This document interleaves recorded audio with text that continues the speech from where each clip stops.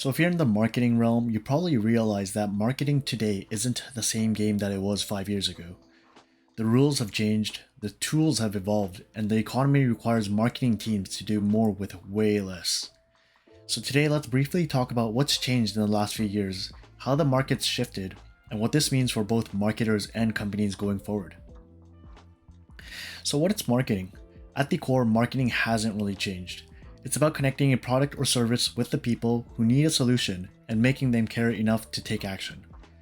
As a marketer, our job is to attract enough of the right audience, connect them with the sales team, and hopefully enough deals are closed to generate revenue within the company. So what's changed then, and what triggered it? Well, when the world shut down in 2020, governments reduced interest rates to historic lows, making borrowing cheaper and freeing up capital. This created a wave of investment in marketing, and companies poured money into campaigns, new channels, and triggered a digital transformation.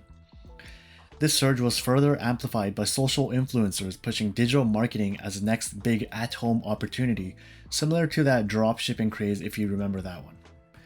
But as the rates climbed back in 2022 and 2023, that cheap money disappeared, budgets were slashed, and entire marketing teams were the first to be let go. In 2025, companies are far more cautious with their marketing budgets and demand a sharper focus on measurable ROI. So the focus has shifted from surface level numbers like website traffic, ad click-through rates, and email open rates to deeper performance metrics such as customer acquisition cost and actual revenue generated for every dollar spent on marketing. And here's where the catch-22 comes in. Real marketing takes time, but companies want fast results. So for products or services, especially with a long sales cycle, it can take years to build enough brand momentum for sustainable lead generation. But budgets rarely allow for that anymore. So this leaves marketing in an awkward spot. We're expected to do more with less, while redefining itself to meet rising expectations. The reality is, many non-marketers will still see marketing as a nice to have rather than a necessity, making it one of the first departments to face cuts in headcounts and funding during a down year. But studies such as the McKinsey and Company one continue to show the opposite, that budgets that cut marketing in tough times tend to take a bigger hit in the long run. So as a marketer, today, what needs to happen? First, we need to make sure we set realistic expectations internally and with our clients. Marketing is a long game and building momentum takes time, so we need to frame it that way from day one. So highlight the quick wins that we're able to deliver in the first few months, then clearly connect them to bigger, longer term goals and how we'll be meeting business objectives with those quick wins. Secondly, we marketers need to sharpen our tracking and reporting skills, linking all our activities directly to business outcomes so leadership clearly sees value beyond vanity metrics. So it's better to work closely, if you haven't already, with the sales teams, establish a baseline of company performance before you joined, and then present any measurable changes that have occurred since your involvement. And thirdly, we have to stay adaptable. The days of being a one-trick pony in marketing are probably long gone.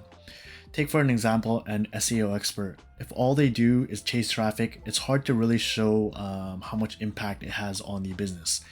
But if you also understand, or if they also understand their target audience and where that audience spends most of their time, they can focus on attracting the right traffic, which actually leads to revenue now. Similarly, the same goes for a social media marketer. Posting content and chasing follower counts means little without building real connections with the people inside those target companies.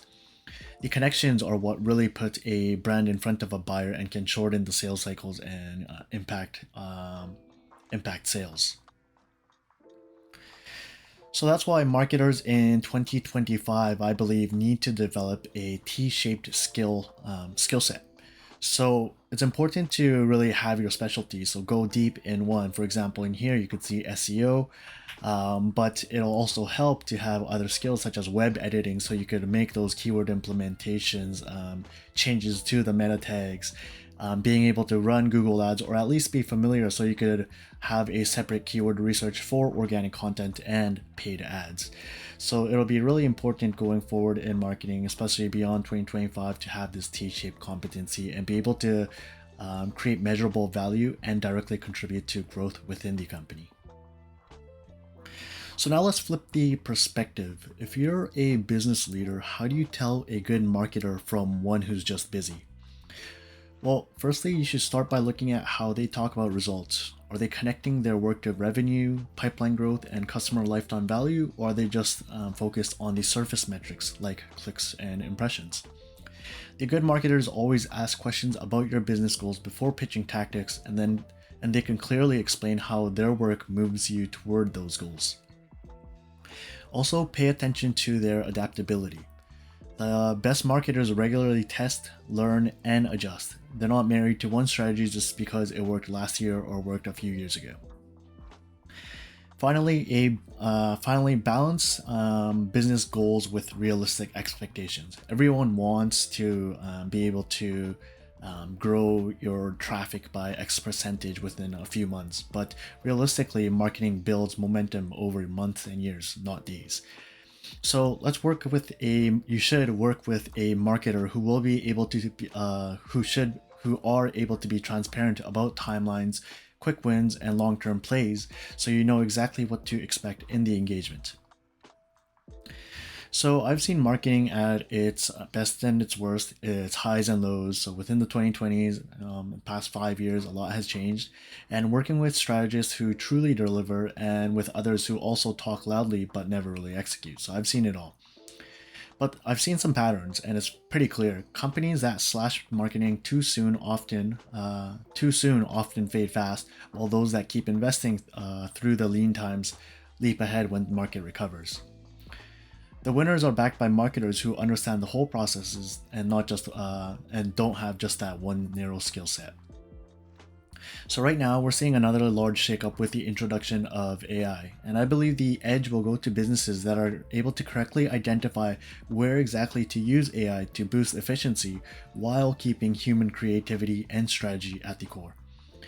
So we should all strive to commit to consistent, strategic marketing, and both marketers and businesses will be able to set up to dominate the next decade. This was a short one, but if you like this video, subscribe for more marketing content that I'll be creating in the future, or drop a comment about your own experience with marketing in today's economy, and hopefully we could get a conversation going. Thank you.